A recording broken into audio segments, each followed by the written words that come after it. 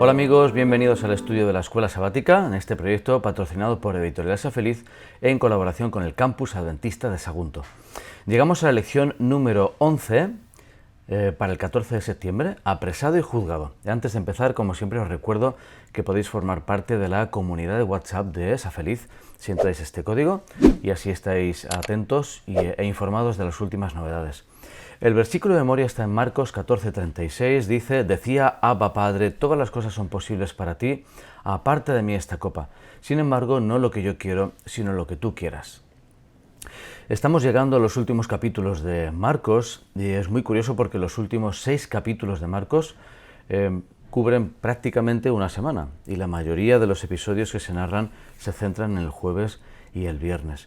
En esta semana nos vamos a centrar en el capítulo 14 de Marcos, que comienza con el quinto sándwich, esta estructura literaria que estamos viendo en el Evangelio, de 2 historias paralelas con un centro, y va a terminar justamente con el sexto sándwich, con la negación de Pedro. De alguna forma, Marcos pretende llevar al lector a través de estas tramas paralelas y de alguna forma todo esto apunta a un verdadero mensaje, un claro mensaje de que Jesús es el Mesías. Así que vamos a estudiar juntos esta lección. Hola amigos, llegamos a la lección del domingo 8 de septiembre que se titula Inolvidable. Se centra en Marcos capítulo 14 y allí se presenta el quinto sándwich del Evangelio y aparecen 2 historias paralelas. Por un lado el ungimiento de Jesús y por otro lado la traición de Jesús. En este episodio llaman la atención varias cosas. Ocurrió entre un martes o un miércoles por la noche. La mujer no es identificada en el Evangelio de Marcos, pero lo que hace es que derrama el perfume a los pies de Jesús, lo unge, ¿verdad? Y inmediatamente es criticada como un despilfarro. La realidad es que ese perfume costaba pues como el salario de un año. Hoy en día sería ya una suma impresionante para un perfume. Imaginaos en aquellos tiempos donde la mayor parte de la gente era pobre. Pero en ese contexto donde la mujer hace ese acto tan fuera de lo común y fuera de lo normal, y en medio de la crítica Jesús la defiende. La defiende. Y es más, dice algo. Dice que donde quiera sea predicado este evangelio, se contará lo que esta mujer hizo. Hay algunos comentaristas que hablan de la historia de la recepción, donde de alguna forma analizan el impacto que han tenido los versículos, los textos bíblicos a lo largo de la historia. Bueno, esto sería un caso en el que este acto de esta mujer ha tenido un impacto tremendo, porque ha sido efectivamente incorporado en los 4 evangelios, quizá precisamente por ese mensaje de Jesús. En cambio, esto contrasta con la motivación de Judas para criticar a la mujer. Lo que mueve la traición que va a ocurrir de Judas es justamente la codicia, que es lo opuesto a lo que mueve a la mujer. En este contexto, Marcos también juega con la palabra bueno. Es curioso como dice que es las motivaciones, ¿no? Jesús declara buena la acción de la mujer, la motivación de la mujer. Dice que siempre es posible hacer el bien a los pobres con los mismos términos. Y finalmente, en Marcos 14:11, Judas busca una oportunidad buena para traicionar a Jesús. Así que se pone en contraste esos elementos de lo bueno en un caso y lo bueno en otro caso, ¿no? Como Judas buscaba el mejor momento para traicionar a Jesús, en cualquier caso, Judas acaba cumpliendo el propósito de que Jesús sea entregado precisamente para la salvación de la humanidad. Hola amigos, llegamos a la lección del lunes 9 de septiembre. La última cena. Se centra en este día en Marcos 14, versículos 22 al 31. Nos dice que es el primer día de la fiesta de los panes sin levadura, cuando se sacrificaba al Cordero Pascual, y la cena se realizaba al atardecer del jueves. Así que se enmarca este relato justamente en la tarde del jueves, y Jesús utiliza este día para convertirlo en la Santa Cena, instaura un nuevo servicio conmemorativo de su muerte, de lo que va a ocurrir. En Éxodo 24:8, cuando se realizaba esta cena, se ratificaba con esta sangre del pacto, dice Moisés, que el Señor ha hecho con ustedes acerca de estas cosas. Bueno, Jesús utiliza justamente este pasaje para hablar del pacto que Él va a ratificar con su propio cuerpo. Es algo curioso que llaman la atención a los comentaristas, es que no aparece en el relato la figura del Cordero, que era protagonista de la cena. Y justamente la explicación puede ser porque el propio Jesús era el Cordero de Dios que estaba por ser sacrificado. Así que es una bisagra teológica, ¿verdad? Cuando se convierte la Pascua en la Santa Cena, el protagonista del Cordero, y aquí el Cordero no aparece explícitamente porque es Jesús. Y de hecho se explicita que esa es mi sangre del nuevo pacto que es derramada en favor de muchos. Después se utiliza una cita de Zacarías en la que se habla del pastor, ¿verdad? Jesús es el pastor, los discípulos van a ser las ovejas y van a ser esparcidas.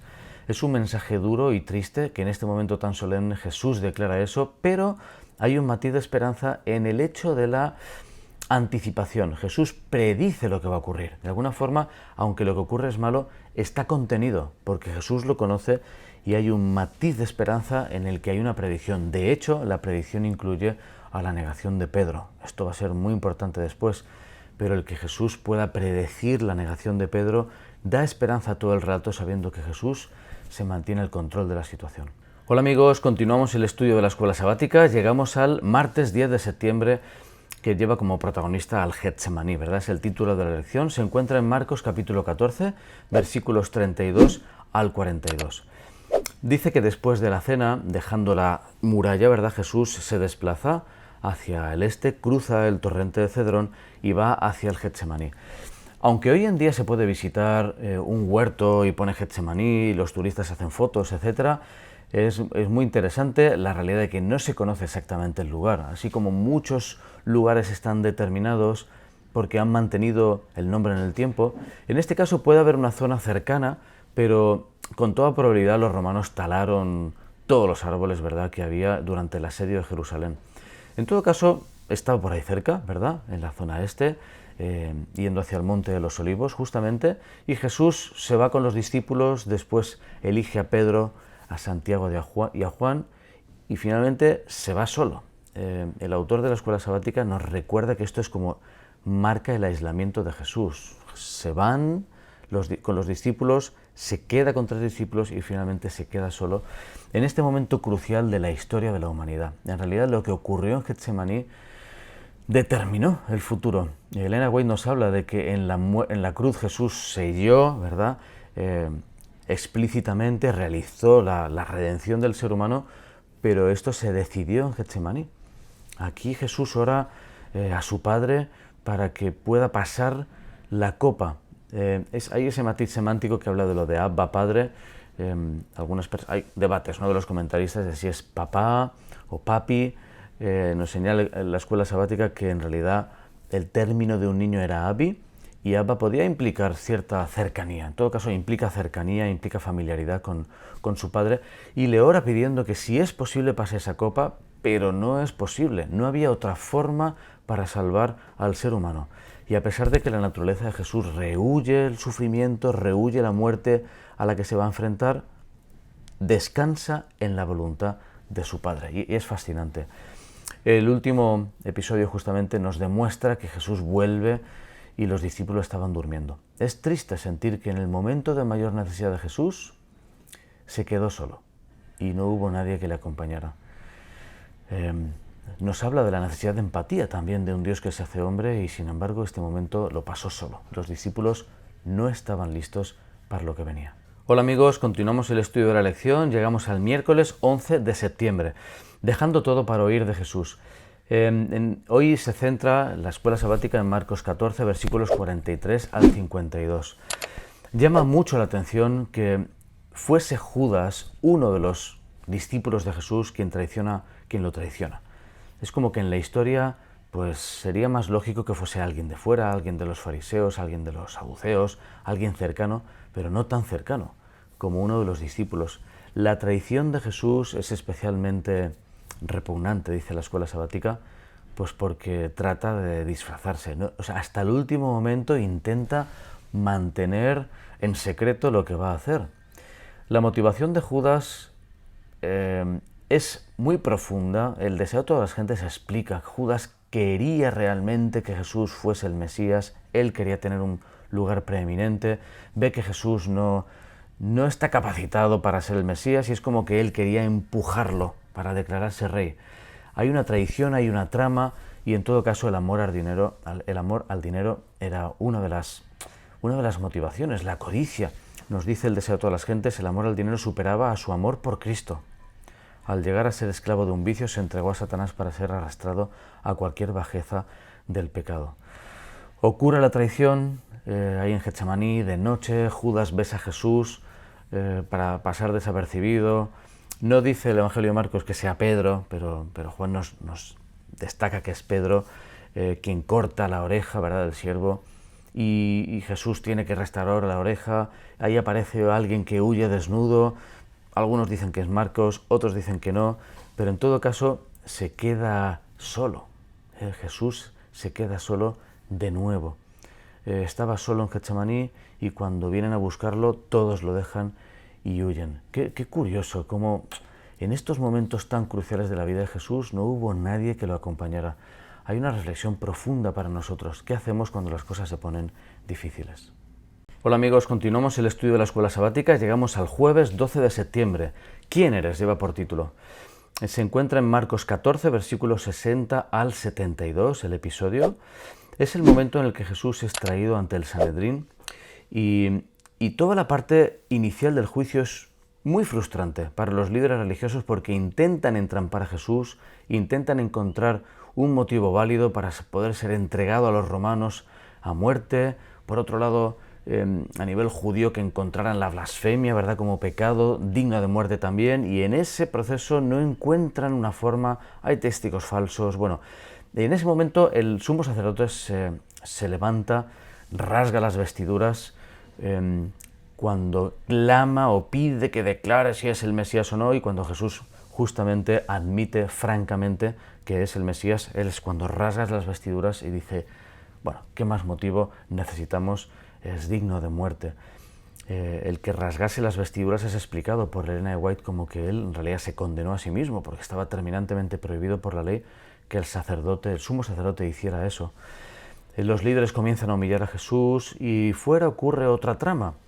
Mientras Jesús está siendo juzgado, Pedro está fuera haciendo de las suyas y está traicionando a Jesús. Es el último sándwich que aparece en el Evangelio de Marcos, porque hay historias opuestas, ¿no? Jesús está dando un testimonio verdadero y Pedro está fuera dando un testimonio falso.